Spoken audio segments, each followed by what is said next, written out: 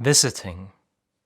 I would like to tell you a fairy tale that is based on the ongoing work of research group that investigates modes of multispecies cohabitation in the era of the Anthropocene. The research group consists of 4 researchers from the University of Lapland: Emily Höckert, Outi Rantala, Tarja Salmela, and Anu Valtonen. The fairy tale takes place in Pyhä Luosto National Park, in the home of the inhabitants of the forest. You can close your eyes while listening. Once upon a time, there was a stone. It had existed for a long time, perhaps even for millions of years, changing along with the different phases of the earth had undergone. Now the stone had some news to share. As soon as it was morning, it shouted excitedly to its friends. "Hey, have you heard that the new stone species have been born?" The blueberry was the first one to respond. "Wow, awesome!" The beard lichen uttered, in its modest way. "Well, that's a piece of news." The deadwood, for its part, stated in a calm voice. "I would be pleased to hear more." The stone was quiet for a while, and then it carried on. "Plastglycerate." What?" everybody asked. "Plastglycerate," the stone said again. A deep silence landed. They had experienced the curses of plastic in their own habitat, but something like this. The blueberry sighed. "Yes, I practically live surrounded by plastic spoons, straws, wraps, and cigarette ends. They do not vanish. They become stone at some point." "Humanity is a bit odd," stated beard lichen. "It comes to our home and throws all kind of stuff around. I wonder if it visits other homes in the same way." "Things were different during the Holocene," stated the stone. "At that time the humans held no mastery."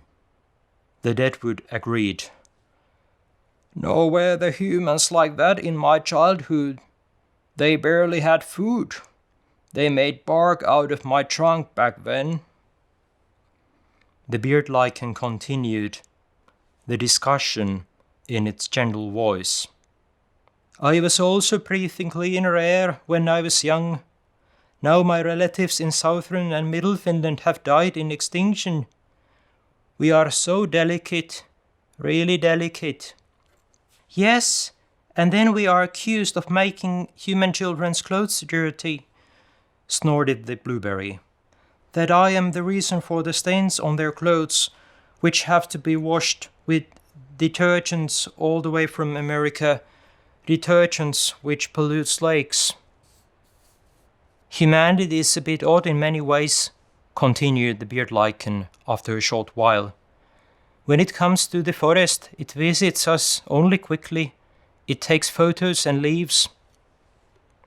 "That's right," said the deadwood. "Guess how many pictures I appear in?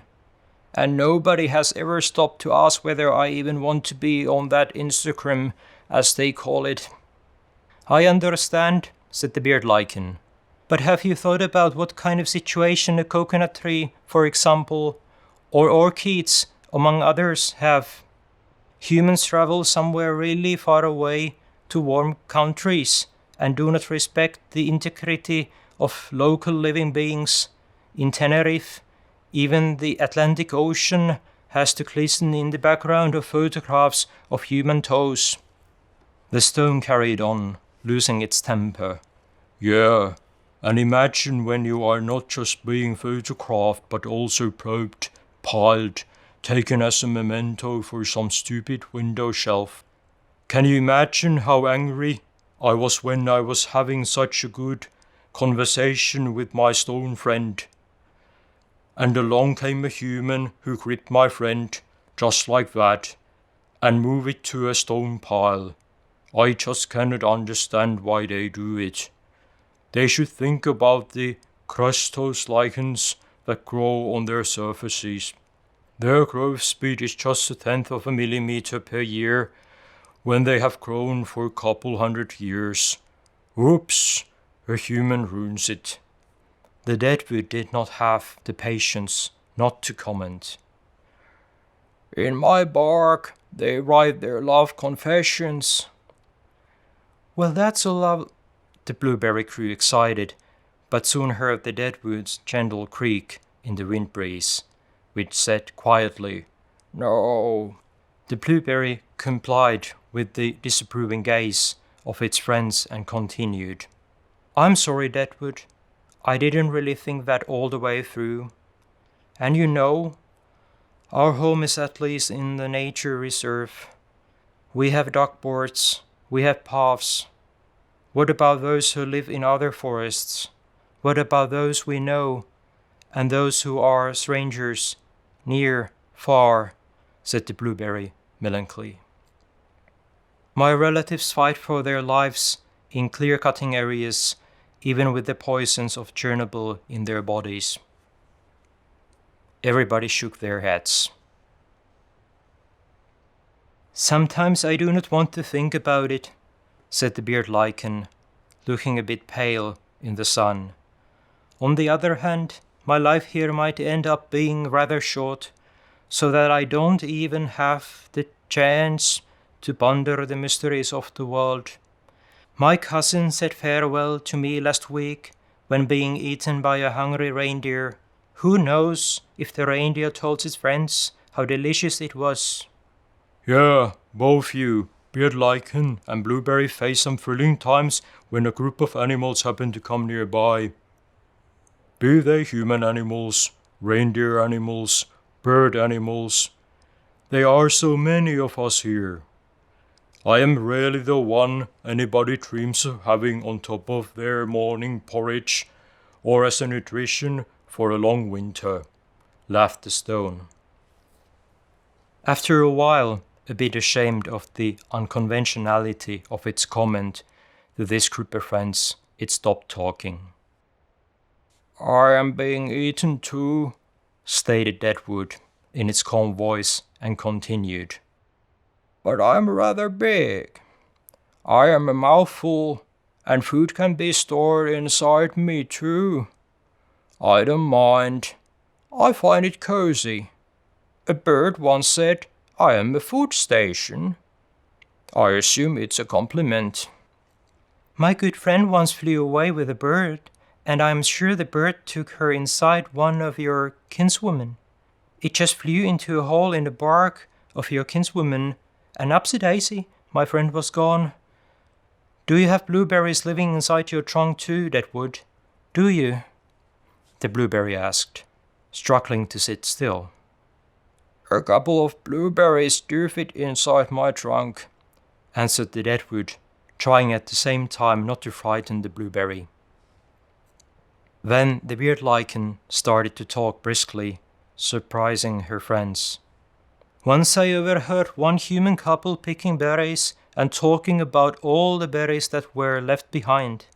They thought that all those berries would be wasted. I almost interrupted them. Oh yes, as if humans are the only ones who eat berries, exclaimed the stone. Everybody laughed so loud that the white wagtail hanging out nearby was frightened and flew away. The beard lichen continued. It is so lovely that soon the polar night period will start and we can stay here in the forest peacefully, with no humans disturbing us. After the Kamos is over, I almost wait for humans. When the sun started to shine on the piles of snow, and then comes the summer. It is actually quite nice when humans visit us, isn't it? After all, they also lived here, once upon a time. Yes. They slept under my trunk many times, said the Deadwood. But I cannot stand the noise that it carries through the snow from the ski slopes, and worst of all is the noise from snow scooters. Neither can we, shouted all her friends. The beard lichen added, Luckily we are here, inside the national park. For me, there was enough glitter with the Ice Age, yelled the stone. Their laughter echoed around the forest. Well, humans did not visit for a long time here on our Earth, said the stone. Yes, since the humans have stopped reading, I think the ending of their story might soon be they lived happily until their deaths. Or as we say in Finland, sen pituinen se, said the beard lichen. But we must remind them that they are always welcome to visit us, as long as they behave themselves, pointed out the blueberry. The deadwood remarked, I really think they ought to come for a visit. That is, if they want their stories to end. They lived happily ever after. And so they lived happily ever after. Sen pituinen se.